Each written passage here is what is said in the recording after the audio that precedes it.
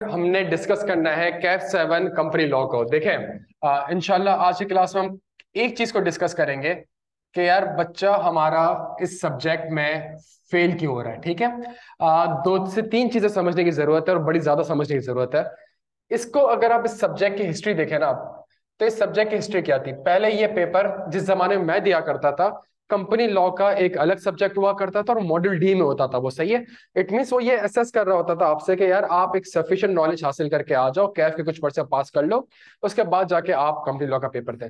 उसके बाद क्या हुआ, उसके बाद चेंज हुआ, एक ही पेपर आता था लॉ का, business law and company law. सही है, ये पेपर मर्ज हो गया। जब पेपर मर्ज हो तो जाहिर सी बात है 40-50 मार्क्स इसकी वेटेज होती थी, 40-50 मार्क्स इसकी वेटेज हो रही होती थी, और कंपनी लॉ इतना कुछ ज्यादा एग्जामिन हो नहीं पा रहा था। उसके बाद क्या इशू हुआ, उसके बाद एक और इशू हुआ कि जब ये कैफ से सीफैप में आप आते थे, तो सीफैप टू में एक पर्चा है कॉर्पोरेट लॉ, और वो इतना लेंदी हो जाता था, इस कदर लेंदी हो जाता था कि बच्चे के लिए उस सब्जेक्ट को पास करना मुश्किल हो जाता था। आईकैप ने रिविजिट किया, आईकैप ने कहा कि यार सारा सब कुछ यहाँ पे पढ़ रहे होते हैं, इससे अच्छा है लॉ का एक सेपरेट सब्जेक्ट बनाए, लॉ का एक सेपरेट सब्जेक्ट बनाए, कंपनी लॉ का एक सेपरेट सब्जेक्ट हम बनाते हैं, और जहां कंपनी लॉ का एक सेपरेट सब्जेक्ट हम बनाएंगे तो वहां बच्चे को हम फिर एग्जामिन कर सकेंगे और ये असेस कर सकेंगे कि क्या ये एलिजिबल है भी सिर्फ F2 का पर्चा देने के लिए। ये वो रीजन हुआ कि पिछले दो तीन अटेम्प्ट्स अगर आप देखें, तो इस पिछले 2-3 अटेम्प्ट्स में आपके पास कैफ का एक कैफ 700% एक कंपनी लॉ का पर्चा आने लगा। अब इसमें एक दो चीजें बड़ी समझने की जरूरत है। देखें, सबसे इंपॉर्टेंट चीज ये है, सबसे ज्यादा इंपॉर्टेंट चीज ये है, इस पर्चे में बच्चा फेल क्यों हो रहा है, इसका रीजन क्या है फेल होने का। मैं आपके सामने आज के क्लास में इंशाल्लाह 2 से 3 सिनेरियोस डिस्कस करूंगा, लास्ट अटेम्प्ट का पेपर भी डिस्कस करूंगा, जिसमें आपको एक एटलीस्ट इंशाल्लाह ये आइडेंटिफाई हो जाएगा कि यार बच्चे से गलती हो कहां पे रही है, इस सब्जेक्ट को हमने पढ़ना किस तरीके से। देखें, सबसे बड़ा मसला ये है, सबसे बड़ा मसला ये है, ये सब्जेक्ट जो है, ये सब्जेक्ट जो है, चूंकि मैं फाइनल का लॉ भी पढ़ाता हूं तो उसमें तो खैर बहुत ज्यादा लॉज एंड रेगुलेशन है। कैफ 7 की अगर मैं बात करूं, जो कि हमारे सिलेबस का पार्ट है, कंपनीज एक्ट, जो कि हमारा सिलेबस का पार्ट है कंपनीज एक्ट। अगर मैं कंपनीज एक्ट की बात करूं तो इसमें सबसे बड़ा मसला यह है कि सेक्शंस के आपस में एक लिंकिंग है। सही है, सेक्शंस के आपस में एक लिंकिंग है, और वो लिंकिंग ऐसे है कि वो सवाल में कुछ इंफॉर्मेशन आपको ऐसी दी हुई होती है जिसके बेसिस पे आपने उसको लिंक करके आंसर लिखना होता है। अच्छा, यहां पे मैं दो चीजें ऐड कर दूं, ये एमसीक्यू से भी रिलेटेड है, और ये चीज आपके जो सिनेरियो बेस्ड क्वेश्चंस आते हैं उससे भी रिलेटेड है, दोनों के लिए रिलेटेड है। वो एक ऐसा एमसीक्यू आपसे पूछ रहा है या एक ऐसा सिनेरियो बेस्ड क्वेश्चन आपसे पूछ रहा है जिसके बेसिस पे वो आपके डिफरेंट सेक्शंस के इंटरप्रिटेशन को, डिफरेंट सेक्शंस की लिंकिंग को बेसिकली असेस कर रहा होता है। तो ये बड़ा इंपॉर्टेंट है। अच्छा, तो इसका मतलब है इससे होता क्या है, इस लिंकिंग से होता यह है कि हमें एक कंप्लीट पिक्चर पता चलती है कि यार हमने आंसर में लिखना क्या। ठीक हो गया, हमें आंसर में लिखना क्या है। अगला जो सबसे मुश्किल एरिया होता है वो ये होता है कि यार इस आंसर को हमने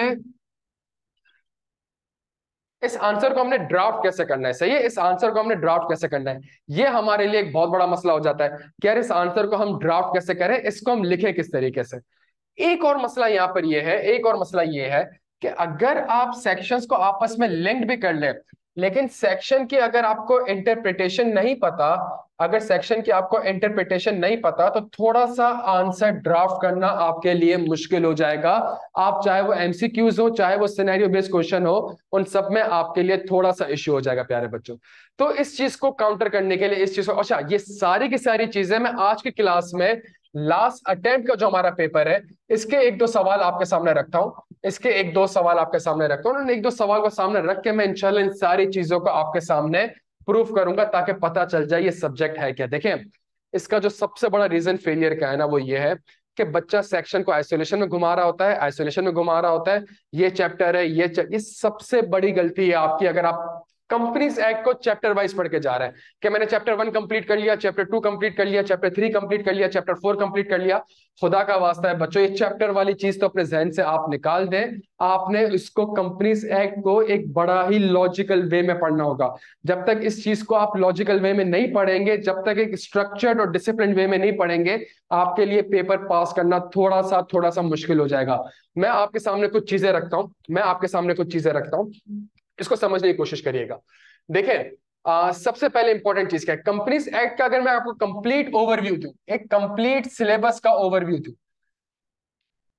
तो इसमें एक चीज आप हमेशा याद रखिएगा, कंप्लीट अगर मैं आपको एक ओवरव्यू दूं, तो इसमें एक चीज आप हमेशा याद रखिएगा।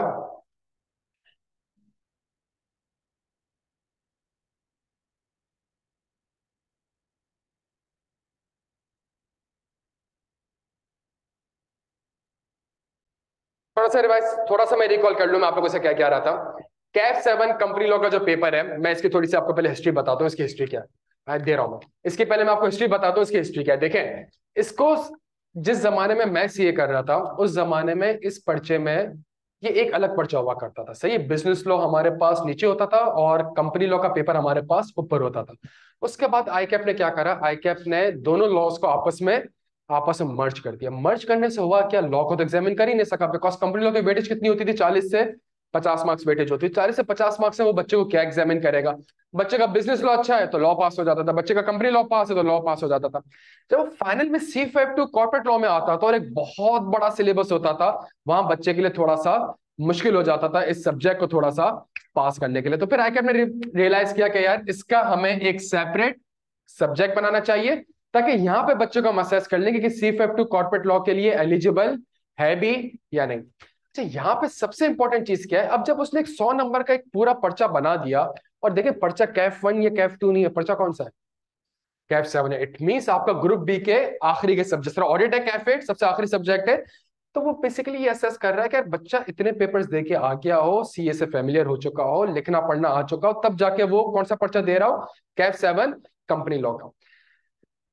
अब हमारे पास जो पर्चा आ रहा है वो कितने नंबर का आ रहा है मेरे भाई, वो कितने नंबर का आ रहा है, वो एक 100 नंबर का आपके पास पर्चा आ रहा है। 100 नंबर का पर्चा आ रहा है, मसला क्या है, मसला ये है, इस कंपनीज एक्ट के जो सेक्शंस हैं वो आपस में लिंक्ड है। लिंक्ड होने का मतलब ये है मेरे प्यारे बच्चों, कि चाहे वो एमसीक्यूज हो, चाहे वो सिनेरियो बेस्ड क्वेश्चन हो, अगर कोई सवाल आता है तो उसका आंसर किसी एक सेक्शन से नहीं होता, सही है, उसके आंसर 2-3 सेक्शन से होते हैं। और ये बच्चा क्यों पिक नहीं कर पाता, बच्चा इसलिए पिक नहीं कर पाता बिकॉज बच्चे के जहन में क्या चल रहा होता है, मैंने चैप्टर 1 कर लिया, मैंने चैप्टर 2 कर लिया, मैंने चैप्टर 3 कर लिया, मैंने चैप्टर 4 कर लिया।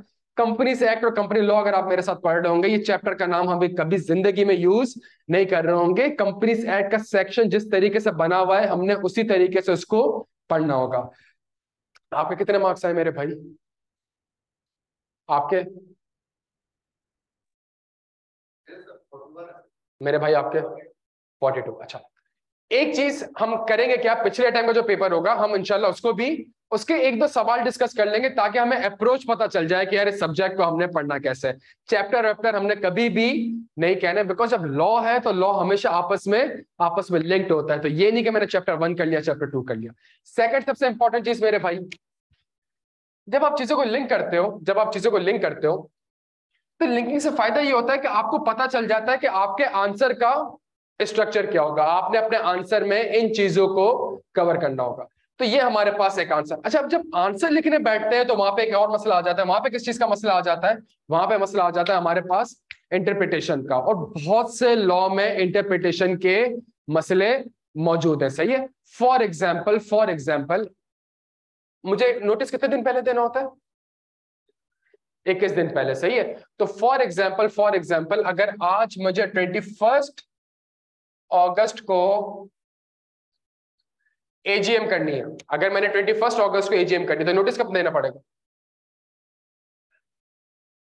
हाँ जी मेरे भाई, 1 जुलाई को। इस सिंपल सा बता दें, क्या 21 अगस्त काउंट होगा, 21 अगस्त काउंट होगा, नहीं होगा काउंट। अच्छा, चले आपने एक डेट बताई कि सर 21 अगस्त काउंट नहीं होगा, तो इसका मतलब है मुझे जो नोटिस देना पड़ेगा प्यारे बच्चों, कब देना पड़ेगा, वो 30 जुलाई को, लेट से 30 जुलाई को नोटिस देना पड़ेगा। अच्छा, अगर मैं 30 जुलाई को नोटिस देता हूं, नोटिस देना किसको होगा मेरे भाई, नोटिस किसको देना होगा, शेयर होल्डर मेंबर्स को देना होगा। अगर मैं 30 जुलाई को नोटिस देता हूं मेंबर्स को, तो मेंबर को जो नोटिस मिला वो 10 अगस्त को मिला, क्या 21 दिन वाली कंडीशन पूरी हो रही है, ब्लैक टी शर्ट, क्यों, हाँ जी मेरे भाई,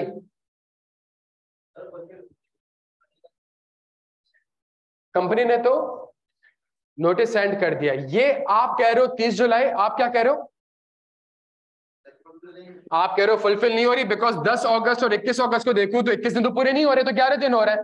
और आप कह रहे हो फुलफिल हो रही है, क्यों? बिकॉज आप 30 जुलाई और 21 अगस्त को कंपेयर कर रहे हो। ऐसा ही है मेरे भाई। ये किस चीज की बात कर रहा हूं मैं? ये किस चीज की बात कर रहा हूं? ये मैं बात कर रहा हूं कि आंसर मुझे पता चल गया है, लेकिन अगला मसला किस चीज का आ रहा है? इंटरप्रिटेशन का। कह रहा मैंने उसको इंटरप्रेट कैसे करना है। मैं 21 दिन कौन सा काउंट करूं? इस दिन को काउंट करूं या इस दिन को काउंट? देखिए छोटी सी चीज है, लेकिन जब आप एमसीक्यू देखेंगे ना, एमसीक्यू में आप देख रहे होंगे, तो वो आपको जो डेट एमसीक्यू इसमें 4 ऑप्शन मेंशन कर रहा होगा, उस ऑप्शन में 30 जुलाई भी मेंशन कर रहा होगा, 1 अगस्त भी मेंशन कर रहा होगा। और कंफ्यूजन ही यहाँ पे होगी कि मैं 21 अगस्त को कंसीडर करूं या फिर ना करूं। तो ये मैं आपके सामने, मेरी बात समझने की कोशिश करिएगा। एक एमसीक्यू, पहला लास्ट अटेम्प्ट का एक एमसीक्यू, पहला एमसीक्यू, वो मैं आपके साथ बैठ के अभी डिस्कस करूंगा। उस एमसीक्यू को डिस्कस करने में हम शायद आधा घंटा लगा देंगे आज। क्या हिम्मत है भाई? यहां तक एक एमसीक्यू को डिस्कस करने में कितने घंटा लगा देंगे हम शायद आधा से पौना घंटा लगाएंगे सिर्फ एक एमसीक्यू को डिस्कस करने के लिए। बात ये नहीं है कि उस एमसीक्यू का आंसर आधा पौने घंटे बाद ड्राइव होगा। वो आधा घंटा जब हम इन्वेस्ट करेंगे तो हमें ये पता चल जाएगा कि चीजें आपस में लिंक्ड हो रही होती हैं, चीजों में क्या इन्वॉल्व हो रही होती है, इंटरप्रिटेशन इन्वॉल्व हो रही है, फिर एक आंसर का एमसीक्यू तो खैर ड्राफ्ट तो नहीं करना पड़ा। अगर ये चीज सिनेरियो बेस्ड क्वेश्चन में आएगी तो हमें इसको क्या करना पड़ेगा? हमें इसको ड्राफ्ट। आप सबने लॉ पढ़ा हुआ है तो इसलिए मैं आपके साथ डायरेक्टली एमसीक्यूज डिस्कस कर सकता हूं। क्या ये बात समझ आती है? देखें तो ये, अब ये जो चीजें मैं आपसे कह रहा हूं, ये 2-3 चीजें आपस में क्या हो रही होती है मेरे भाई? ये 2-3 चीजें आपस में लिंक्ड हो रही होती है। और फिर जब लिंक्ड होती है आपको पता चल जाता है यार ये सेक्शन भी अप्लाई होगा, ये सेक्शन भी अप्लाई होगा। ठीक है जी। जब ये सेक्शंस अप्लाई होंगे तो इस सेक्शन में ये लिखा हुआ है, तो इसका मतलब क्या है? ये वाले दिन काउंट करूं या ये वाले दिन काउंट ना करूं? यार चलो इसका भी आंसर मिल गया। अब तीसरी चीज क्या होगी? अब मैंने एक आंसर को क्या करना पड़ेगा मेरे प्यारे भाई? एक आंसर को मैंने ड्राफ्ट करना पड़ेगा। क्या यहां तक बात समझ आती है? तो हम कोशिश करेंगे इसके ऊपर हम थोड़ी सी मेहनत कर लें। अच्छा, हैंड आउट है हमारे पास अब्दुल रहीम? सॉरी, तो यार वो हैंड आउट अगर तुम लेके आ जाओ तो ये बात समझ आती है? दोस्त यहां देख लो, मेरे भाई यहां देख लो, ये बात समझ आती है? ये डेफिनेशन पता है आपको? पता नहीं है कि इस डेफिनेशन के अंदर क्या कुछ लिखा हुआ? आप सोच नहीं सकते इस डेफिनेशन के अंदर कितने मजीद डेफिनेशन डिजाइन हो सकते हैं। आप सोच नहीं सकते कि इस एक लाइन की डेफिनेशन के अंदर कितने मजीद सेक्शंस हमारे पास इस दुनिया में आ सकते हैं। फॉर एग्जांपल क्या लिखा हुआ है?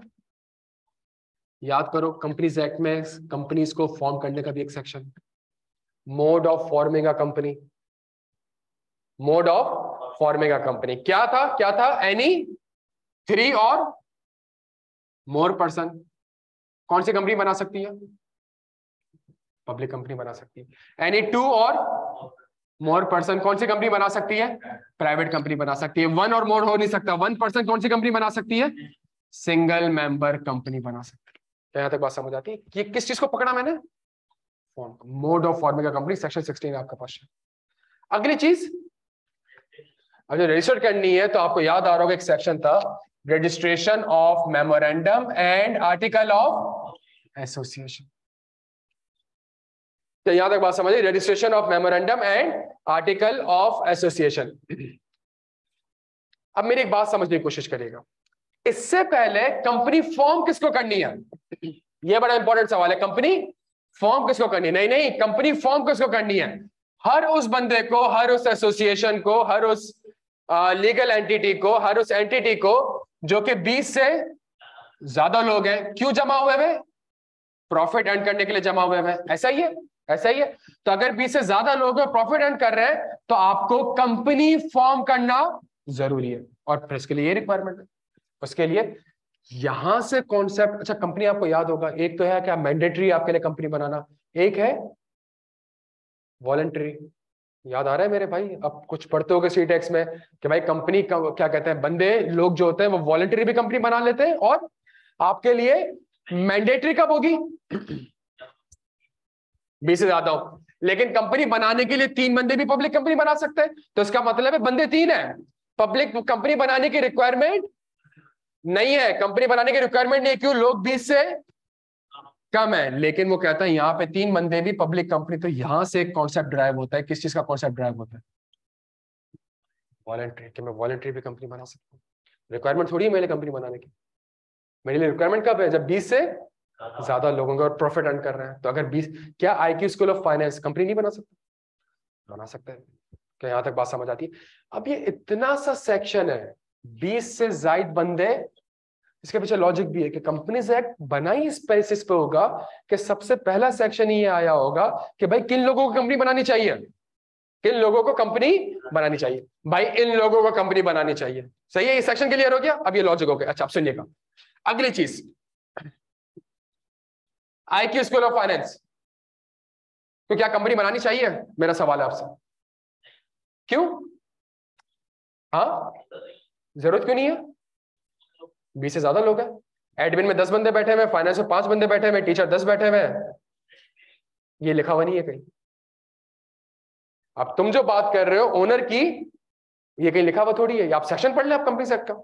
मेरे भाई थोड़ा सा एक्टिव रहना, सिर्फ और सिर्फ आपको थोड़ा सा जगाऊंगा मैं, ताकि पता चल जाए कि सब्जेक्ट को हमने पढ़ना कैसे। ओनर का वर्ड तो लिखा हुआ ही नहीं है।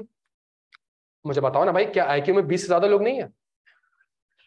एग्जैक्टली जो वर्ड लिखा हुआ है कि जी वो बंदे जो कि क्या ले रहे हो, प्रॉफिट। तो प्रॉफिट तो 2 बंदे ले रहे हैं, बाकी तो प्रॉफिट थोड़ी ले रहे हैं, बाकी तो सैलरीज ले रहे हैं। यहां से इंटरप्रिटेशन होगी कि भाई IQSF को कंपनी बनाने की रिक्वायरमेंट नहीं है, लेकिन अगर चाहे तो बना सकता है। क्यों बना सकता है? एनी 2 और मोर पर्सन, एनी 1 पर्सन। तो यहां जो कंपनी बनाने जा रहा हूं मैंडेटरी नहीं है मेरे लिए, मैं वॉलंटरी बनाना चाह रहा हूं। तभी यहाँ पे 20 बंदे रखे हुए ताकि रिक्वायरमेंट में कम से कम बंदे रखे, ताकि ज्यादा कंपनी ना बने। लेकिन बनानी अगर है तो 3 बंदे भी बना सकते हैं, 2 बंदे भी बना सकते हैं, 1 बंदा भी कंपनी बना सकता है।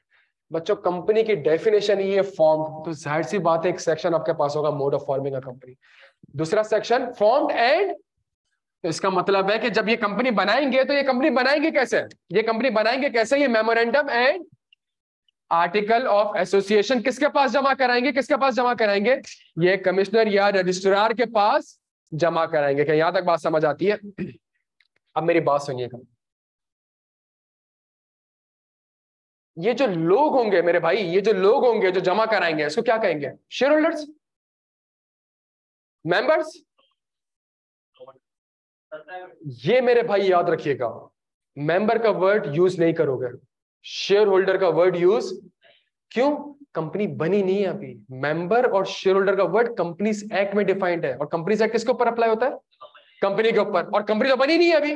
जब कंपनी बनी नहीं हो तो आप मेंबर और शेयर होल्डर का वर्ड यूज नहीं कर सकते। आपने क्या वर्ड यूज करना पड़ेगा?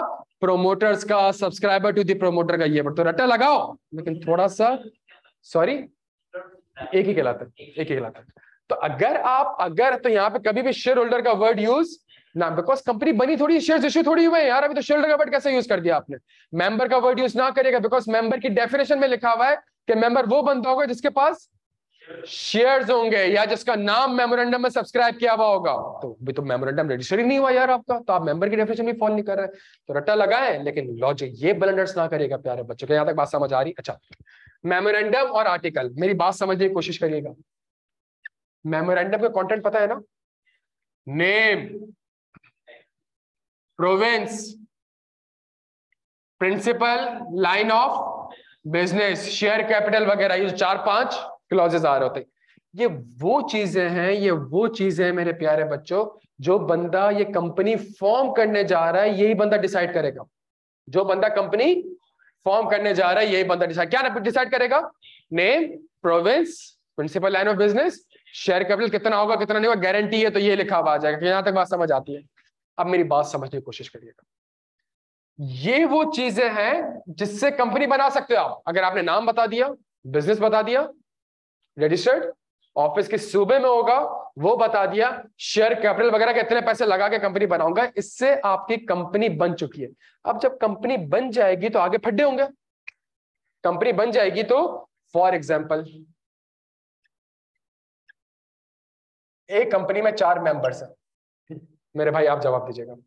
3 कह रहे हैं हाँ जी कबूल है, 3 कह रहे हैं कबूल है, 1 कह रहा है कबूल नहीं है।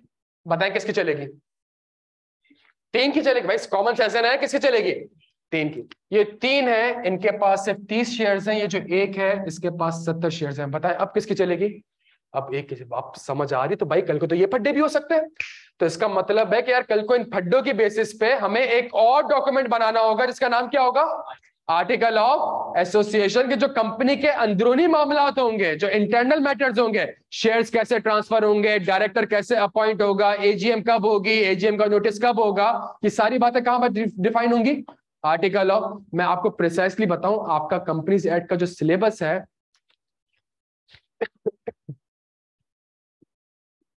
Memorandum of association 15%, article of association 85। पूरा कंपनीज एक्ट सिर्फ दो चीजों में डिवाइड है, एक मेमोरेंडम ऑफ एसोसिएशन है, दूसरा आर्टिकल ऑफ एसोसिएशन। आपने पूरा लॉ पढ़ा हुआ होगा, लेकिन जो मैं आपसे बात कर रहा हूं बड़ी भारी बात कर रहा हूं। आपका पूरा कंपनीज एक्ट दो चीजों में टूटा हुआ है, एक मेमोरेंडम ऑफ एसोसिएशन, दूसरा आर्टिकल, बस दैट, तीसरी कोई चीज नहीं। डायरेक्टर कैसे अपॉइंट होंगे, डिविडेंड कैसे देंगे, एजीएम कब होगी, नोटिस कौन देगा, चीफ एग्जीक्यूटिव कैसे अपॉइंट होगा, कंपनी को कल वाइंड अप करनी होगी तो वाइंड अप कैसे होगी, बुक्स ऑफ अकाउंट कैसे मेंटेन होंगे, ऑडिटर कैसे अपॉइंट्स होंगे, शेयर्स कैसे ट्रांसफर होंगे हमारे बीच में, फिजिकल शेयर्स ऑनलाइन कैसे होंगे, ऑनलाइन फिजिकल कैसे, सारी की सारी बातें आर्टिकल है। तो यार पूरा सिलेबस यही तो है। यहाँ कंपनी बनी, जब कंपनी बनेगी, जब कंपनी बनेगी तो फिर कौन अपॉइंट होगा, डायरेक्टर्स, 25-30 सेक्शन डायरेक्टर्स के। पहला डायरेक्टर कौन होगा, उसका टेन्योर कौन होगा, दूसरा डायरेक्टर कौन होगा, उसका टेन्योर क्या होगा। जब डायरेक्टर्स अपॉइंट हो गए तो डायरेक्टर्स क्या बुलाएंगे, ये तो हमें पता है कि भाई जहां कंपनी बन गई अब मेंबर अलग और कंपनी अलग। कल को कंपनी डिफॉल्ट कर जाती है, मेंबर का गिरबान नहीं पकड़ सकता, तो भाई कल को डायरेक्टर्स मेंबर से सारे आपस में बैठेंगे कैसे, कब बैठेंगे, जब मीटिंग्स होंगी। तो फिर मीटिंग्स के ऊपर आपके पास लाइन से सेक्शन है।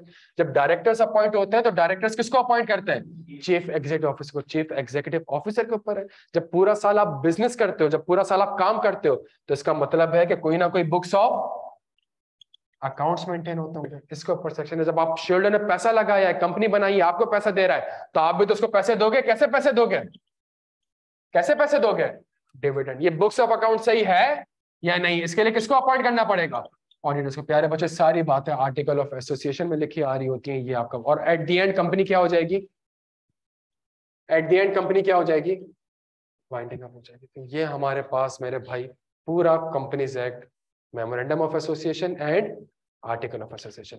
मुझे एक बात बताएं, ये सारी चीजें रखने वाला कौन, ये सारी चीजें रखने वाला कौन। जब कल को कंपनी बन जाएगी तो इसको क्या कहूंगा मैं, अब इसको मैं, कल को कंपनी बन गई, इसको मैं क्या कहूंगा, शेयर होल्डर। मतलब शेयर होल्डर का मतलब ये कंपनी का कौन है, ये कंपनी का कौन है, मेंबर से। ऐसा ही है मेरे प्यारे बच्चों, एक ऐसी बात कहने जा रहा हूं, कल को इनमें से कुछ भी चेंज होगा, कल को इनमें से कुछ भी चेंज होगा, हाँ जी, किसके पास जाना पड़ेगा, किसके पास जाना, मेंबर। ये प्रोसीजर हमेशा इन सब में लिखा हुआ होगा, बिकॉज इनको रखने वाले ये लोग थे। तो इनसे पूछे बगैर आप नाम चेंज नहीं कर सकते, इनसे पूछे बगैर आप principal line of business change नहीं कर सकते, इनसे पूछे बगैर आप प्रोविंस चेंज नहीं कर सकते, इनसे पूछे बगैर आप शेयर कैपिटल वगैरह चेंज नहीं। तो जब इनके पास जाना होगा, इनसे पूछना पड़ेगा, इनको कैसे बुलाऊं, देखिए लिखा हुआ है आंसर, को कैसे बुलाऊं, मीटिंग। तो मीटिंग से पहले नोटिस देना पड़ेगा, तो नोटिस में किस दिन पहले देना, तो नोटिस में ये सारी चीजें बताई गई। क्या यहां तक बात समझ आ रही है मेरे भाई, समझिएगा मेरी बात। अच्छा सर, इसका मतलब है ये सारी चीजें कहां पे आ रही थी, ये सारी चीजें कहां पे आ रही थी, मेमोरेंडम ऑफ। इट मींस आप क्या करने जा रहे हैं, आप क्या करने जा रहे हैं, आप इसको ऑल्टर करने जा रहे हैं। सर ये सारी चीजें आपने किसके पास जमा करवाई थी, सर अब जब इसको चेंज भी करने जा रहे हैं तो किसके पास जमा करवानी पड़ेंगी, रजिस्ट्रार के। बच्चों 4 स्टेप्स तो हमेशा आएंगे, 4 स्टेप्स तो हमेशा इसमें आते रहेंगे। जब भी नेम चेंज करना है किसके पास जाना पड़ेगा, मेंबर्स के पास। कैसे जाओगे, स्पेशल रेजोल्यूशन पास करना पड़ेगा। कहां पास करना पड़ेगा, मीटिंग में पास करना पड़ेगा। वो मीटिंग एजीएम भी हो सकती है, वो मीटिंग यूजीएम भी हो सकती है। मेरे भाई समझ आ रहे, 21 दिन का पहले नोटिस जाना पड़ेगा। अगर शेयरहोल्डर से अप्रूव कर जाते हैं, अगर शेयरहोल्डर अप्रूव कर जाते हैं तो इसका मतलब यह है कि अब मेमोरेंडम ऑल्टर हो चुका है। अब जब मेमोरेंडम ऑल्टर हो चुका है तो रजिस्ट्रार के पास तो पुराना मेमोरेंडम आ रहा है, आपके पास नया आ रहा है, तो 30 दिन के अंदर आपने उसको रिवाइज मेमोरेंडम जमा कराना पड़ेगा। जब आप ये डॉक्यूमेंट जमा कराते थे तो वो आपको सर्टिफिकेट ऑफ इनकॉर्पोरेशन देता था। अब जब वो आप उसके पास रिवाइज ऑल्टरेशन ऑफ मेमोरेंडम जमा कराओगे तो वो आपको वापस से एक डॉक्यूमेंट देगा, ऑल्टर्ड सर्टिफिकेट ऑफ, एक नया सर्टिफिकेट ऑफ इनकॉर्पोरेशन आपको देगा भाई। सॉरी, पहला एमसीक्यू ही हमारा ही है, उसी के ऊपर।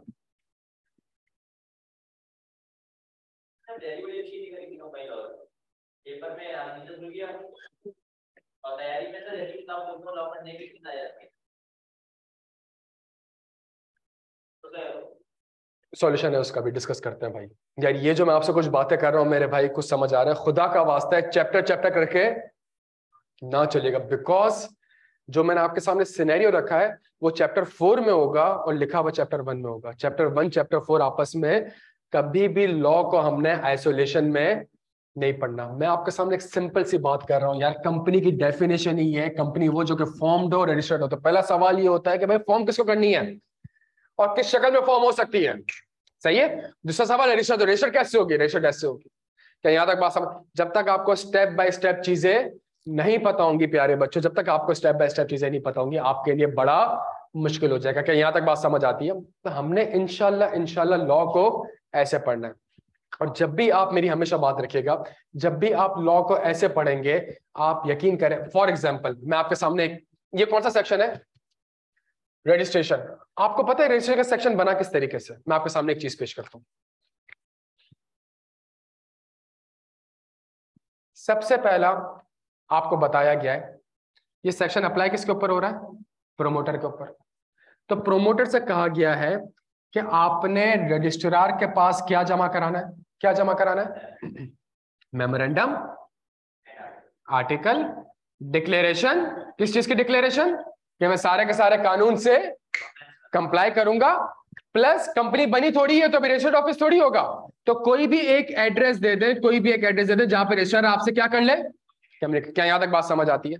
ये सब सेक्शन 1 है, ये सब सेक्शन। मुझे बताएं सब सेक्शन 2 क्या होगा? सब सेक्शन 1 किसको एड्रेस कर रहा है? प्रोमोटर को। प्रोमोटर ने डॉक्यूमेंट जमा करा दिए किसको? और सब सेक्शन 2 किसके ऊपर अप्लाई होगा? रजिस्ट्रार के ऊपर। कि या तो रजिस्ट्रार को एक्सेप्ट कर लेगा या रजिस्ट्रार उनको रिजेक्ट कर लेगा, ऑन द ग्राउंड कि ये कॉन्ट्ररी टू द लॉ है, ऑन द ग्राउंड के ये डिसेप्टिव है, ऑन द ग्राउंड के जी फॉर एग्जांपल सारी की सारी इंफॉर्मेशन कंप्लीट नहीं है। क्या यहां तक बात समझ आ रही है? दूसरा सेक्शन अप्लाई होगा, रजिस्ट्रार प्रोमोटर से कहेगा कि मैं या तो एक्सेप्ट कर रहा हूं या रिजेक्ट कर रहा हूं। अगर उसने रिजेक्ट कर दिया तो तीसरा सब सेक्शन फिर किसके ऊपर अप्लाई होगा? प्रोमोटर के ऊपर। कि भाई उसको 30 दिन के अंदर इसको क्या करना है, उसको रेक्टिफाई करनी है सिचुएशन, 30 दिन के अंदर रेक्टिफाई करनी है। और अगर रजिस्ट्रार एक्सेप्ट कर लेता है कि हाँ भाई तुम्हारे डॉक्यूमेंट्स वगैरह बिल्कुल सही है, तो रजिस्ट्रार कैसे सामने वाले को बताए कि हाँ जी मैं तुम्हारी कंपनी इनकॉर्पोरेट कर चुका हूं? सर्टिफिकेट ऑफ इनकॉर्पोरेशन इशू करेगा। और इसमें क्या लिखा हुआ आ रहा होगा? वही तो लिखा हुआ आ रहा होगा जो आपने बताया होगा। एक नंबर आ रहा होगा, एक आपका रजिस्ट्रेशन नंबर, आपका नेम आ रहा होगा, आपका रजिस्ट्रेशन नंबर आ रहा होगा। क्या यहां तक बात समझ आती है? पब्लिक कंपनी है कि प्राइवेट है, लिमिटेड बाय शेयर्स है कि लिमिटेड बाय गारंटी, ये सारी चीजें सर्टिफिकेट ऑफ इनकॉर्पोरेशन में। इसका मतलब ये है कि कल को कोई भी चीज चेंज करोगे तो सर्टिफिकेट इनकॉर्पोरेशन वापस से आपको रजिस्ट्रार के पास जमा करनी पड़ेगी। भाई यहां तक बात समझ। ये कौन सा एड्रेस है? ये टेम्परेरी एड्रेस है। तभी तो लॉ में आगे लिखा हुआ है कि जी जहां सर्टिफिकेट ऑफ इनकॉर्पोरेशन आपको मिल जाए 30 दिन के अंदर आपने रजिस्टर्ड एड्रेस उसको सेंड करना है। क्यों? बिकॉज यहाँ पे जो आपने एड्रेस दिया हुआ है वो कौन सा एड्रेस दिया हुआ है? वो प्रोविंशियल एड्रेस है, टेम्परेरी 30 दिन के अंदर। तो अगला सेक्शन आपके पास ये वाला आ जाता है। यार यहां तक बात समझ आती है मेरे भाई? मेरे भाई ब्लैक टी शर्ट, एक बहुत मासूमाना सवाल। मेरी ऑफिस कराची में, मैं कराची से लाड़काना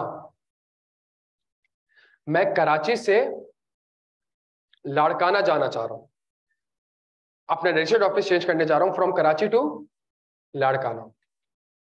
क्या मेरा मेमोरेंडम ऑल्टर्ड होगा? क्यों? विद इन, ये कहां लिखा है? हाँ, लॉ में लिखा हुआ है? लॉ में कहीं नहीं लिखा हुआ मेरे भाई, लॉ में नहीं लिखा हुआ। जो आपने मेमोरेंडम ऑफ एसोसिएशन उसको भेजा है उसके अंदर जो कंटेंट था मेमोरेंडम ऑफ एसोसिएशन जो कंटेंट था उसमें सिटी नहीं लिखा हुआ था उसमें। इट्स मींस जब प्रोविंस चेंज होगा तो मेमोरेंडम ऑल्टर्ड होगा। अगर आप प्रोविंस के अंदर ही रहते हो तो मेमोरेंडम ऑल्टर्ड। जब मेमोरेंडम ऑल्टर्ड नहीं हो रहा इसका मतलब है कि एससीसीपी को कुछ जमा कराने की जरूरत एज सच नहीं है, बिकॉज मेमोरेंडम में प्रोविंस का नाम मेंशन होता है। आप बताएं आप किस प्रोविंस में करेंगे? क्या यहां तक बात समझ आती है मेरे भाई? तो ये इंटरप्रिटेशन की बात है।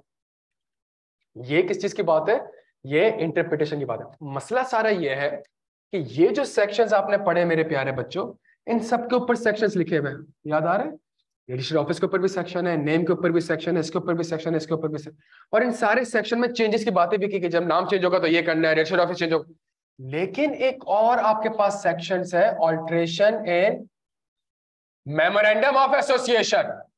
ऑल्ट्रेशन इन मेमोरेंडम ऑफ, इसका मतलब है कि इनकी वजह से आपको मेमोरेंडम क्या करना पड़ सकता है। तो अगर पेपर में सवाल आता है तो ऑल्ट्रेशन ऑफ मेमोरेंडम से भी आंसर होगा, और अगर सवाल आता है कि नाम चेंज हो रहा है तो चेंज ऑफ नेम का जो सेक्शन है वो भी अप्लाई, दो सेक्शन अप्लाई हो जाएगा। मेरे भाई समझ आ रही है? चेंज ऑफ नेम के ऊपर भी सही आपने पढ़ा हुआ है, इसलिए मैं आपसे डायरेक्टली इस तरीके से बात कर रहा हूं। चेंज ऑफ नेम का याद है ना सेक्शन, कंपनी में बाय स्पेशल रेजोल्यूशन अपना नाम क्या कर सकती है, चेंज कर सकती है। क्या याद है? तो मतलब नेम भी अप्लाई होगा, और जब नाम चेंज हो रहा है तो मेमोरेंडम भी क्या होने जा रहा है, ऑल्टर। तो ऑल्ट्रेशन ऑफ मेमोरेंडम का सेक्शन भी आपके पास अप्लाई हो जाएगा। मेरे भाई ये बात समझ आती है कुछ? अच्छा जी, हैंड आउट दे दिया सबको? जी मेरे भाई। जब नेम क्लॉज और मेल क्लॉज चेंज होता है तो हम बोलते हैं ऑल्टरेशन ऑफ मेमोरेंडम। क्लॉज का चेंज होता है तो हम उसको ऑल्टरेशन ऑफ मेमोरेंडम नहीं कहते हैं। अगर प्रोविंस चेंज होता है तो ऑल्टरेशन ऑफ मेमोरेंडम है। हाँ सेक्शन में लिखा हुआ है यार, सेक्शन में कैटेगोरिकली मेंशन है कि अगर आप अपना रजिस्टर ऑफिस चेंज करते हो from one province to another province तो it will be considered as alteration of memorandum. Share capital जब हम, अच्छा अभी जो हमने क्लासेस में पढ़ा हुआ है ना, अभी हमने शेयर कैपिटल को इतना डिस्कस, जो हमारे पास अभी हमने, अच्छा लॉ में हमने करा क्या, सुनिएगा मेरी बात को। लॉ में जो कॉन्सेप्चुअल फ्रेमवर्क होता है ना, उस चीज को हम अपनी 8-10 क्लासेस में डिस्कस कर चुके हैं। तो वो वाले जो लेक्चर्स है ना, वो अभी आपने कोशिश करनी है उसको लाजमी देख ले, बिकॉज उन 8-10 लेक्चर से फायदा ये हो जाएगा आपको कि आपको एक पूरा कंपनी का एक स्ट्रक्चर समझ में आ जाएगा। हाँ आज कंपनी यहाँ खड़ी, आज फॉर्म होने जा रही है, हाँ भाई आज रजिस्टर्ड होने जा रही है, हाँ भाई आज कमेंसमेंट ऑफ बिजनेस मिलने जा रहा है, हाँ जी आज ये होने जा रहा है। उन लेक्चर्स का आपने लास्ट में देखना है। ये आपके पास हैंडआउट सबके पास है यार बच्चों।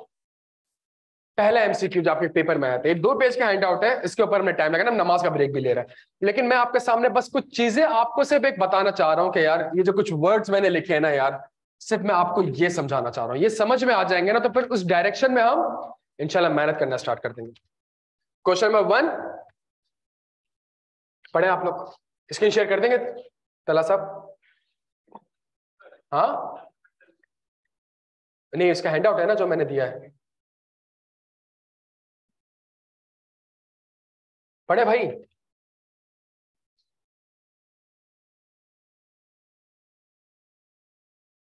और पेपर में क्या लिखा था मुझे वो भी बताइएगा आप लोग। आसान है, पहला ही एमसीक्यू याद होगा यार।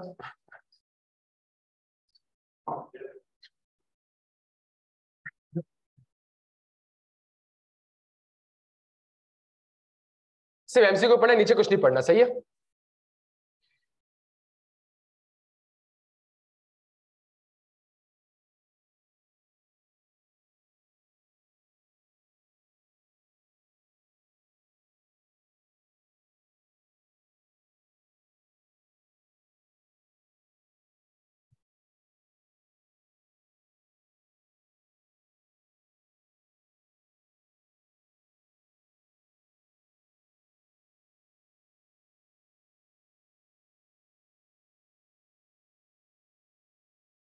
बट ये हैंडआउट भी यार चाहिए होगा, ये हैंडआउट भी ले लेना अपने पास सॉफ्टवेयर। ये आपने पास पेपर खोला हुआ है, हैंडआउट नहीं खोला है? हाँ तो हैंडआउट भी हमने खोलना होगा। हाँ जी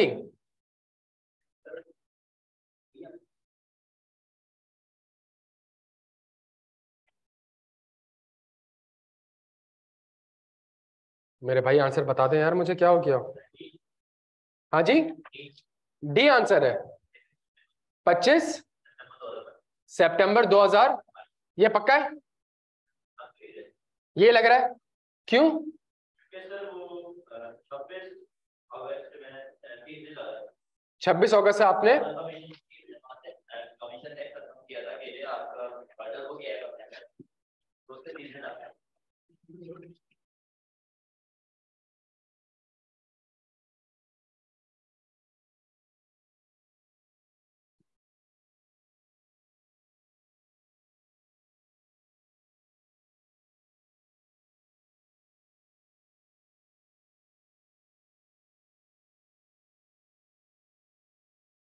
11 जुलाई 2022 को कंपनी ने अपना मेमोरेंडम क्या करा, चेंज किया। क्यों? बिकॉज को क्या चेंज करना था? Principal line of business change करना था।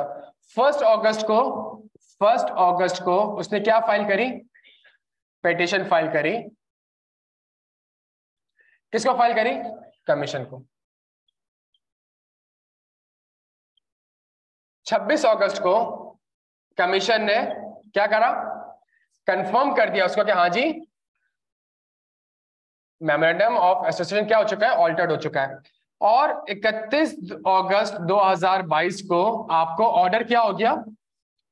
ऑर्डर क्या हो गया प्यारे बच्चों? ऑर्डर रिसीव हो गया। ऐसा ही है। अच्छा, अब वो आपसे कह रहा है कि बताएं रजिस्ट्रार को ये जो ऑल्टर्ड कॉपी है ये कब फाइल करनी पड़ेगी?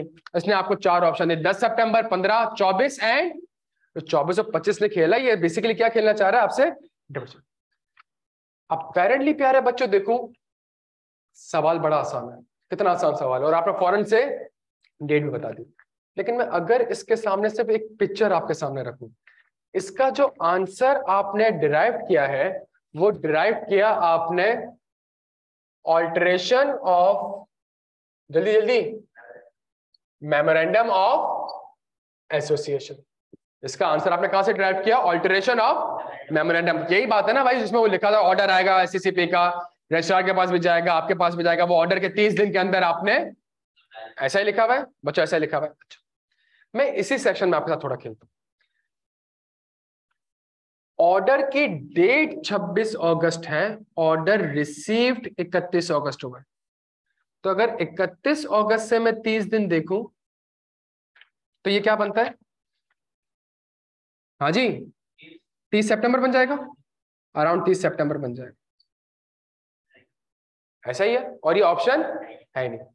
अगर ये ऑप्शन नहीं होता और आपसे कहता कि जी लिखें, आप मुझे बताएं आप 31 अगस्त क्यों कंसीडर नहीं करेंगे? तो ये कहां लिखा है?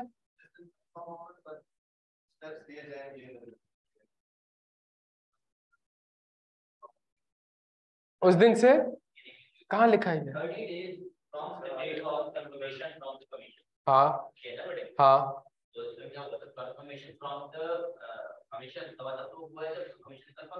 बेहतरीन हो गया, जबरदस्त, ये बात समझ आती है। अच्छा, दूसरी चीज आपने कौन सा सेक्शन देखा? ऑल्टरेशन ऑफ, पेज पलटन,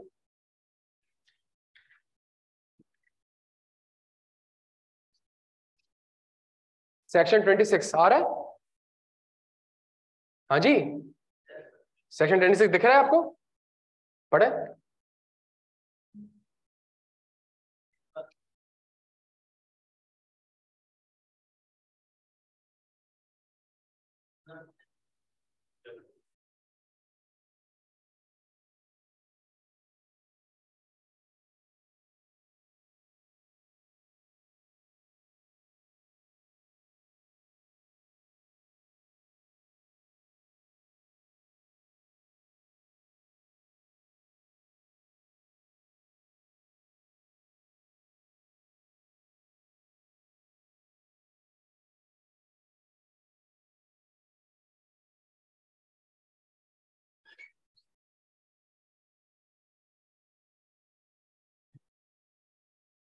सेक्शन पढ़ लिया?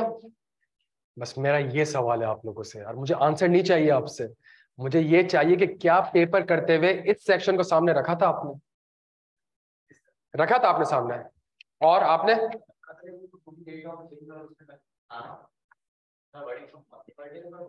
हाँ मेरे भाई, तो फिर इससे आंसर क्यों नहीं लिखा? अब मैं आपको वही समझाने की कोशिश कर रहा हूं। Principal line of business memorandum का कंटेंट होता है, इसके ऊपर अपने आइसोलेटेड सेक्शन भी है, और कल को अगर आप मेमोरेंडम ऑल्टर करते हो तो उसका भी सेक्शन है, उसकी भी चीज है। आपने आंसर यहां से लिखा कि यहां से लिखा? भाई मैं यही समझाने की कोशिश कर रहा था, जो अभी डायग्राम बनाई थी। सेक्शंस आपस में क्या है मेरे भाई, ये आपके सामने पढ़ लिया ना, पढ़ा हुआ होगा ना। Principal line of business change करोगे तो भाई रजिस्ट्रार को बताना पड़ेगा, सही है? डन हो गया।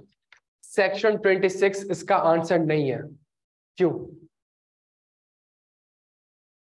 हाँ क्यों सेक्शन 26 आंसर नहीं बनेगा? सवाल में अगर आप एमसीक्यू पढ़े, वो सवाल में आपसे पूछ रहा है identify the last date on which PL shall file the altered copy of its memorandum of association with the registrar. और सेक्शन 26 में वो कहता है कि जब आप नाम चेंज करोगे तो उसके 30 दिन के अंदर आपने बताने, जब आप principal line of business change करोगे तो 30 दिन के अंदर आपने एक स्पेसिफाइड फॉर्म में उसको क्या करना है, इन्फॉर्म करना है कि भाई मैं क्या कर चुका हूं, मैं अपना principal line of business change कर चुका हूं। लेकिन प्रिंसिपल लाइन ऑफ बिजनेस आप चेंज करेंगे तो आप किसका इंतजार कर रहे होंगे? एससीसीपी के ऑर्डर का। उस ऑर्डर के 30 दिन के अंदर आपको ऑल्टर्ड मेमोरेंडम ऑफ एसोसिएशन, ये दोनों जगह में फर्क मेरे भाई समझ आ रही? तो एक जगह पे वो कहता है जहां नाम चेंज कर रहे हो बता दो 30 दिन के अंदर। दूसरा, नाम चेंज करने के बाद जो सेक्शन लिखा हुआ है कि एससीसीपी के पास जाओगे, उसकी अप्रूवल लोगे, एससीसीपी एक ऑर्डर देगा आपको, उस ऑर्डर के 30 दिन के अंदर ऑल्टर्ड मेमोरेंडम, रजिस्ट्रार के पास तो पुराना वाला एमओए पड़ा हुआ है, उसके पास अब कौन सा वाला एमओए जमा कराना पड़ेगा? कब जमा कर? जब एससीसीपी अप्रूवल दे देगा आपको उसके 30 दिन का। भाई समझ आ रही है? तो देखिए मैं आपको अगेन प्यारे बच्चे एक बात समझाने की कोशिश कर रहा हूं। एक एमसीक्यू है, कितने एमसीक्यू है? सिर्फ एक एमसीक्यू है, लेकिन इस एक एमसीक्यू के अंदर अगर मैं सोचने जाऊं ना और आपसे बहस करने जाऊं, आप यकीन करें हमारा आधा पौना घंटा निकल जाएगा एमसीक्यू का आंसर नहीं ड्राफ्ट। लेकिन उसी से हमें समझ में आए तभी जाके हमें एक एक सेक्शन।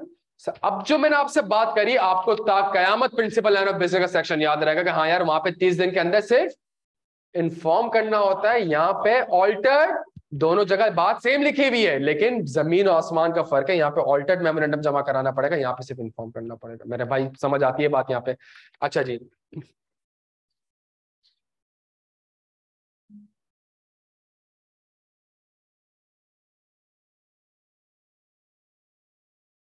अगेन सबसेक्शन 4 पढ़ूं तो लिखा हुआ है from the date of order, पहले पेज पे आ जाए। A copy of the memorandum of association as altered pursuant to the order under this section shall within from the date of order। प्यारे बच्चों डेट ऑफ ऑर्डर क्या है? Date of order क्या है? 26 अगस्त। इसके 30 दिन क्या बनेंगे?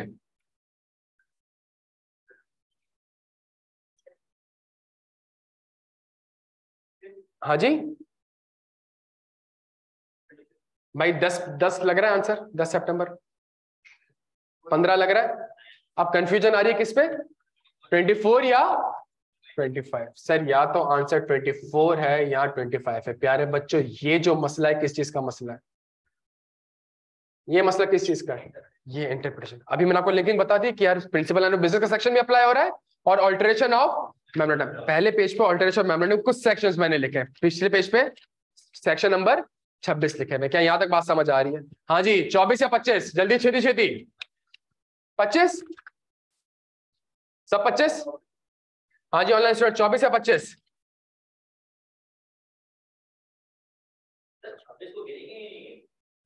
बेटा ये सवाल तो मेरा आपसे है ना, अब ये सवाल मुझसे पूछ रहे हो। हाँ जी 24 सितंबर क्यों? प्यारे बच्चों आप ऑर्डर कब मिला है? 26 को भी काउंट करेंगे आप, 26 से पहला दिन काउंट होगा, 26 से आपका पहला दिन काउंट होगा। बिकॉज लिखा हुआ है from the date of order, from the date of order ऐसे लिखा हुआ है। क्या लिखा हुआ है?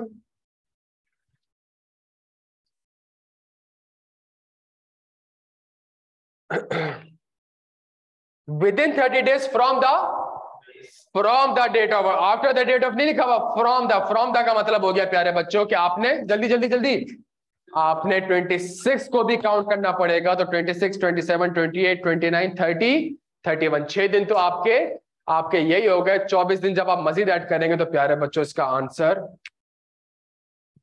24 सितंबर। आप एक चीज समझाने की कोशिश कर रहा हूं, एक नंबर का एमसीक्यू है लेकिन 2 सेक्शन अप्लाई हो रहे हैं। उस 2 सेक्शन में से एक सेक्शन आपने कहा ये वाला अप्लाई होगा, उस एक सेक्शन के अंदर भी फिर क्या अप्लाई हो रही है, इंटरप्रिटेशन अप्लाई हो रही है, तब जाके मेरा 1 नंबर मुझे मिलेगा प्यारे बच्चों। यह बात समझ आ रही है यहाँ पे? क्लियर है प्यारे बच्चों हम सारे यहाँ तक? एक काम हम करते हैं, सिर्फ 10 मिनट का ब्रेक है और 10 मिनट के ब्रेक के बाद हम फौरन से हम नमाज पढ़ लेते हैं। नमाज पढ़ने के बाद बस 1-2 बातें आपसे और करनी है ताकि समझ में आ जाए कि यार इस सब्जेक्ट को हमने किस तरीके से इंशाल्लाह लेके चलना है। क्या यहाँ तक बात समझ आती है? तो 10 मिनट में जल्दी से आ जाओ ताकि हम फिर 7:30 तक, 7:15 7:30 तक ऑफ करें। बातें समझ आती है मेरे भाई? तो कुछ चीजें ऐसी होती हैं जहां पे सेक्शंस आपस में क्या हो रहे होंगे, लिंक्ड हो रहे होंगे। जब लिंक करके आपको पता चल जाएगा आंसर यहाँ से या फिर यहाँ से या फिर दोनों से, अगला क्वेश्चन किस चीज का होगा यार, उसके इंटरप्रिटेशन कि उसमें किस चीज को हमने कंसीडर करना है, किस चीज को कंसीडर। और आई कैप देखें पहले एमसीक्यूज में, अगर आप पहले एमसीक्यू देखेंगे 2 सेक्शन एप्लीकेबल हो रहे थे, एक प्रिंसिपल लाइन ऑफ बिजनेस और सेक्शन 26 है वो भी एप्लीकेबल हो रहा था, और एक सेक्शन 32 है शायद मेरे ख्याल से alteration of memorandum of association, वो भी दोनों एप्लीकेबल हो रहे थे। सबसे पहले तो ये समझना पड़ेगा कि इसकी रिक्वायरमेंट क्या है, पिक कौन सा होगा। क्या यहाँ तक बात समझ आती है? दोनों जगह आपने 30 दिन में रजिस्टर को कम्युनिकेट करने, लेकिन दोनों जगह पे इंफॉर्मेशन अलग अलग है मेरे प्यारे बच्चों। एक जगह आपने उसको कम्युनिकेट करना है एक प्रिस्क्राइब फॉर्म में कि भाई मैं अपना प्रिंसिपल लाइन ऑफ बिजनेस पुराना ये था, नया ये है, ये चेंज करने जा रहा हूँ। दूसरी जगह पे आपने ऑल्टर्ड मेमोरेंडम ऑफ एसोसिएशन की कॉपी ऑर्डर के 30 दिन के अंदर। क्या यहाँ तक बात समझ आती है? फिर तीसरा मसला इंटरप्रिटेशन का 24 और आई कैप देखें दोनों ऑप्शन 24 भी रखा उसने 25 क्यों रखा? ताकि दो आपको आपकी एसेस कर ले कि आपके इंटरप्रिटेशन से आपको ये पता है। अगर आपने फॉर एग्जांपल खुदा ना खास्ता 25 लिख दिया तो इसका मतलब है वो ये कहेगा कि यार तुम्हें दुनिया जहां की डेट से याद हो, लेकिन अगर तुम्हें यही नहीं पता कि 30 दिन काउंट कहां से करना है तो इसका मतलब है यार कि तुमने ये सब्जेक्ट सही से, तो वो इंप्रेशन ही गलत पड़ जाता है। बच्चों यहाँ तक बात समझ आती है? अच्छा, सेकंड सबसे इंपॉर्टेंट चीज, अगर आप क्वेश्चन नंबर 2 देखें, जो एमसीक्यू के बाद हमारे पास एक सवाल था, सब आ जाएंगे उसमें, एक सेकंड। अली, साबरा, उबैद एंड आमिर कौन लोग है भाई? अली, साबरा, उबैद एंड आमिर, ये 4 लोग हैं। What the subscriber of the name limited which was incorporated on 1st January 2020 to carry on the business of trading of leather jackets. In the first AGM they were elected as NL's director. On 1st March 2022 Ali and Sabra had a road accident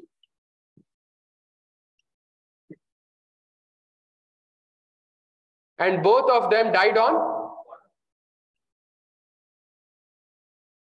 अच्छा जी, after their death Amir and Ubaid were only members remained in the company, only members to be remained on the company। क्या यहां तक बात समझ आती है भाई? अच्छा, सवाल की रिक्वायरमेंट क्या है? सुने, रिक्वायरमेंट उसने बिल्कुल ही आपसे जेनेरिक पूछी, वो आप समझने की कोशिश करिएगा। Discuss the duties of Ubaid and Aamir in the above situation. 5 number, state the consequences of NL and its member if Ubaid and Aamir fail to fulfil their duties as discussed in part A above. हाँ मेरे भाई, 180 दिन के अंदर। तो मैं यहाँ पे सबसे पहले कहूंगा कि भाई अच्छा कंपनी कौन सी है? लिस्टेड है, लिखा हुआ है लिमिटेड। लिमिटेड इसका मतलब है कंपनी आपके पास कौन सी होगी? Public company. 4 बंदों ने अगर कराया था तो इसका मतलब है कि एटलीस्ट कितने मेंबर होने चाहिए? 3 और 3 से ज्यादा। लेकिन कभी भी ये मिनिमम नंबर ऑफ मेंबर्स आपके प्रिस्क्राइब नंबर से क्या हो जाएंगे? कम हो जाएंगे। तो 100 और अगर आपने 180 दिन से ज्यादा भी बिजनेस कैरी करते रहे तो 180 डे के बाद के जो बिजनेसेस होंगे प्यारे बच्चों, उसके लिए कंपनी लायबल नहीं होगी। जो भी लेंडर होगा, जो भी क्रेडिटर होगा, वो उबैद और आमिर दोनों के खिलाफ कंबाइंड केस भी कर सकता है, वो कंपनी के नाम पे भी केस कर सकता है, वो उबैद के नाम पे अलग से भी केस कर सकता है, और वो आमिर के नाम पे अलग से भी केस कर सकता है। क्या यहाँ तक बात समझ आती है बच्चों? क्लियर है? देखिए इस सवाल की खास बात क्या है, इस सवाल की खास बात यह है कि वो आपसे ये पूछ ही नहीं रहा। पहले क्या होता था सवाल कि जी मेंबर्स 3 से कम हो चुके हैं, बताएं क्या करना होगा। पहले वो ऐसे सवाल, अब कैसे सवाल पूछ रहा है, अब ऐसे। क्या यहाँ तक बात समझ आती है बच्चों? बहुत बड़ा मसला है। देखें सवाल में आप एक चीज भूल गए, ये लोग कंपनी के डायरेक्टर्स भी थे। ये लोग कंपनी के जब डायरेक्टर्स भी थे तो इसका मतलब है अब डायरेक्टर के ठीक ठाक आंसर्स अप्लाई हो जाएंगे। पहली चीज, डायरेक्टर में क्या हो चुकी है, कैजुअल वैकेंसी हो चुकी है। इसको क्या करना पड़ेगा, इन दोनों ने फुलफिल करना पड़ेगा, इसको फिल करना पड़ेगा इस पोजीशन को। सेकंड मसला कोरम का, अगर पब्लिक कंपनी है और मैं एज्यूम कर रहा हूं लिस्टेड नहीं है, लिस्टेड नहीं है बिकॉज अगर लिस्टेड होती तो 4 डायरेक्टर नहीं होता, 7 डायरेक्टर होता है। पब्लिक कंपनी में अगर अनलिस्टेड होगी तो कितने डायरेक्टर की जरूरत है भाई? 1/3 और 4 whichever is higher quorum के लिए। तो इसका मतलब है अगला सेक्शन जो अप्लाई हो जाएगा वो किस चीज का अप्लाई हो जाएगा, वो कोरम का अप्लाई हो जाएगा कि भाई डायरेक्टर की मीटिंग का तो कोरम ही पूरा नहीं है। क्यों पूरा नहीं है? बिकॉज वो कहता है कि पब्लिक कंपनी होगी तो 1/3 तो मिनिमम नंबर ऑफ डायरेक्टर कहता है, और कहता है कोरम के लिए जो डायरेक्टर्स प्रेजेंट होंगे उसका, हाँ जी बच्चों, 1/3 मौजूद होना चाहिए या 4 विच एवर इज हायर। तो इसका मतलब है 4 डायरेक्टर होंगे तभी कोरम पूरा होगा। 4 डायरेक्टर तो आंसर में आपका कोरम ऑफ डायरेक्टर का मसला आ गया था मेरे भाई। थोड़ा समझ आ रहा है यहाँ पे मसला क्या है? यहाँ पे अपेरेंटली आपको लग रहा होगा सवाल एक सेक्शन से है, वो एक सेक्शन से नहीं होगा, वो सवाल 2-3 आपके सेक्शन से आ रहा होगा और वहां पे बड़ा। अब सवाल में उसने नहीं बताया वह लिस्टेड है कि अनलिस्टेड है, तो आपने कॉमन सेंस अप्लाई करनी पड़ेगी कि अगर लिस्टेड होती तो 4 डायरेक्टर में थोड़ी बनती। वहां तो रिक्वायरमेंट है कि एटलीस्ट कितने डायरेक्टर होने चाहिए, 7 डायरेक्टर। तो इसका मतलब लिस्टेड नहीं है, लिस्टेड होती तो फिर 4 डायरेक्टर के बेसिस तो कंपनी बन ही नहीं सकती भाई। यहां तक बात समझ? इसका मतलब अनलिस्टेड है, अनलिस्टेड है, पब्लिक कंपनी है तो मिनिमम नंबर ऑफ डायरेक्टर कितने होने चाहिए, मिनिमम नंबर ऑफ डायरेक्टर इतने होने चाहिए। या तो कोरम, और उसके कोरम के लिए या तो उसका 1/3 होना चाहिए या 4 होना चाहिए। सारे कॉन्सेप्ट्स मेरे प्यारे बच्चों आप लोगों को डिलीवर करने थे यार। ये बातें थोड़ी बहुत समझ आती हैं अगर आप पेपर भी देखेंगे ना, उसके अलावा भी सवाल देखेंगे। वो जो एक्स्ट्रा ऑर्डिनरी जनरल मीटिंग का सवाल आया था तो ईओजीएम, उसमें वाइंडिंग अप, और उसके अंदर एक बंदे ने प्रॉक्सी के थ्रू वोट दिया था। तो 3 कॉन्सेप्ट आपके टेस्ट कर रहा था, ईओजीएम के भी कॉन्सेप्ट टेस्ट कर रहा है, प्रॉक्सी के भी कर रहा है, और वाइंडिंग अप के कॉन्सेप्ट को भी आपसे एग्जामिन कर रहा है। क्या यहां तक बात समझ आती है? खुदा का वास्ता है अपनी अप्रोच चेंज करें ये चैप्टर वाली, कि यार चैप्टर 1 हो गया, चैप्टर 2 हो गया, ये बहुत ही यूजलेस। आप लॉ पढ़ने जा रहे हैं यार, लॉ पढ़ने के लिए जो बाइबल है आपको उसी को माइंडसेट बनाना पड़ेगा, उसी को देखना पड़ेगा। और जो स्ट्रक्चर है ना लॉ का, कि पहला ये सेक्शन होगा, फिर अगला सेक्शन होगा, फिर अगला सेक्शन, जो अभी हमने यहाँ पे डिस्कस किया, फॉर्म एंड सेंस बनता है इस चीज का कि एक मोड ऑफ फॉर्मिंग। यूं आप पढ़ते हो और खुद भी पढ़ते हो कि मोड ऑफ फॉर्मिंग का कंपनी ऐसे हो सकती है, बट सोचे तो कि मोड ऑफ फॉर्मिंग का कंपनी का सेक्शन होगा क्यों? बिकॉज कंपनी से खुद कहता है, कंपनी की डेफिनेशन क्या है, that is formed and registered as per company. इसका मतलब है कंपनीज एक्ट ने आपको बताया होगा फॉर्म कैसे होती है, कंपनीज एक्ट ने आपको बताया होगा कंपनी रजिस्टर्ड कैसे होती है। क्या यहाँ तक बात समझ आती है बच्चों? क्लियर है? इसके अलावा आपके कोई सवाल हो इस सब्जेक्ट से रिलेटेड मुझसे पूछ सकते हैं बच्चों, कोई भी सवाल इससे रिलेटेड मुझसे पूछ सकते हैं।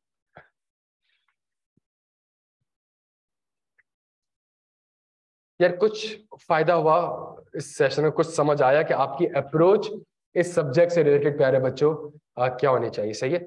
हमारे पास अब तक 10 क्लासेस हो चुकी हैं कैफ 7 की। हर क्लास में पिछली क्लास का रिकैप है, अगर इवन तीसरी क्लास भी है तो पिछले 2 क्लास का रिकैप है, इवन अगर 8वीं क्लास भी है तो पिछले 7वीं क्लास का रिकैप है। आपसे एक गुजारिश है, वो 8 से 10 लेक्चर हार्डली आपके 8 से 10 घंटे लेंगे प्यारे बच्चों। लेक्चर्स को आपने लाजमी देखना है, उससे आपको जो लॉ का एक कॉन्सेप्चुअल फ्रेमवर्क है ना यार, वो आपको आइडिया हो जाएगा बड़ा।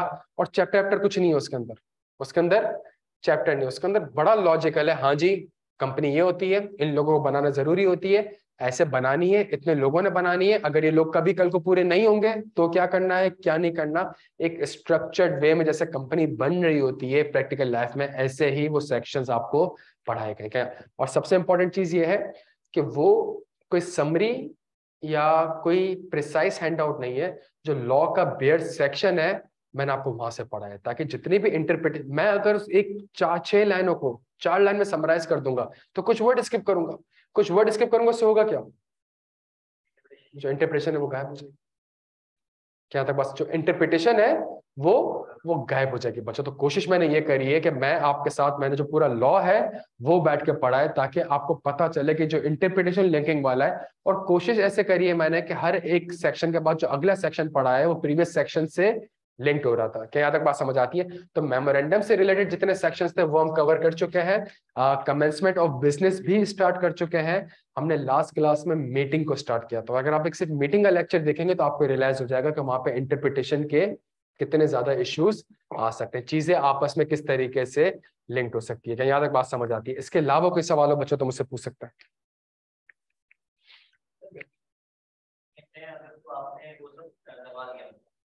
सिर्फ और सिर्फ स्टैट्यूटरी जनरल मीटिंग और एजीएम इनको करना है।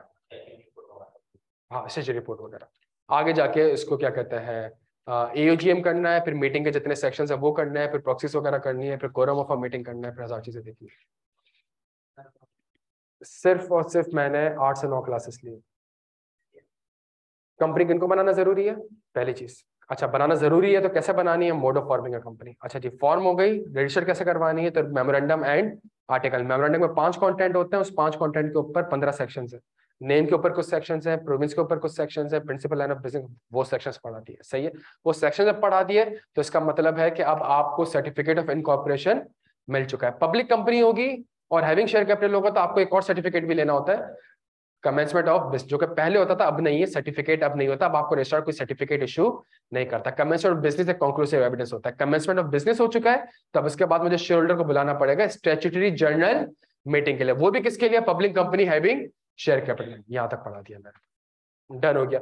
और मैं कोशिश करूंगा कि एक क्लास ऐसी रख लूं जिसके अंदर, प्लान तो ये था कि आज की क्लास में ही कर लूं, लेकिन खैर हमने उससे ज्यादा अच्छी फ्रूटफुल डिस्कशन कर ली। लेकिन मैं कोशिश ये करूंगा कि एक क्लास में अब तक मैंने जितना पढ़ाया है इसको मैं एक क्विकली उसको एक रिकैप दे दूंगा। तो वो उस चीज, लेकिन मेन वाला आपसे रिक्वेस्ट है कि वो आप लेक्चर एक बार, और मुझे खुद बताता है, और मैं आपसे वाकई में कहता हूँ वो लेक्चर जब आप देखेंगे इंशाल्लाह तो आपको एक फर्क आपको दिखेगा कि हाँ यार इस सीक्वेंस में पढ़ना चाहिए रादर देन के चैप्टर वाइज पढ़ना चाहिए। चैप्टर वाइज यूजलेस है प्यारे बच्चों। जी मेरा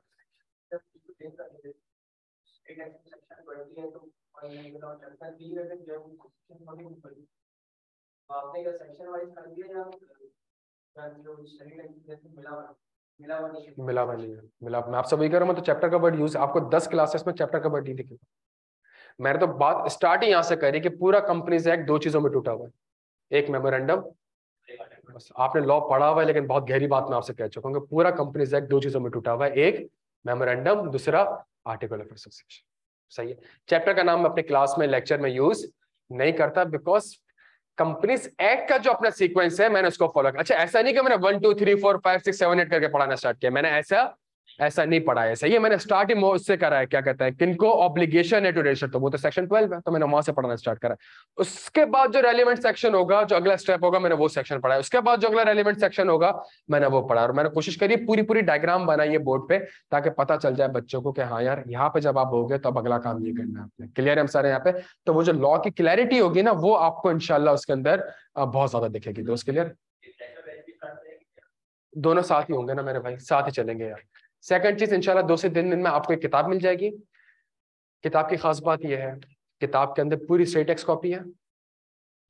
तो सेक्शन 26 है तो कंपनीज एक्ट का सेक्शन 26, स्टडी टैक्स का सेक्शन 26। तो स्टेट टैक्स भी आपको इसी पेज पे दिखेगा और आपको उसी पेज पे कंपनीज एक्ट का सेक्शन भी दिखेगा। स्टेट टैक्स में कुछ एग्जांपल्स और इलस्ट्रेशन दी हुई है तो वो भी वहां पे कॉपी कर दिया, और उस सेक्शन के ऊपर जितने भी पास पेपर्स के सवाल हैं वो उसी सेक्शन के बाद आ रहे होंगे। तो हर सेक्शन बाद के हमें पता चल जाएगा कि हमारी तैयारी किस तरीके से चल रही है। क्या यहाँ तक बात समझ आती है मेरे भाई?